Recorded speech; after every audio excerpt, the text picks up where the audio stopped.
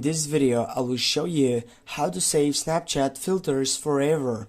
First, you need to get up right here into your camera section on your sideline on Snapchat, and then you need to get up into that file to take over a photo from your gallery on your left wing, or you can take photo right now to simply show you how it looks like to take up and save Snapchat filters forever.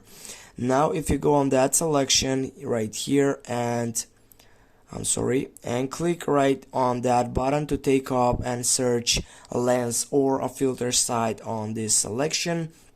For example, I will go with some effects, which are, for example, this one right over here. And now if you want to take over and save this site, you need to go right down and take a look, save to memories and camera section.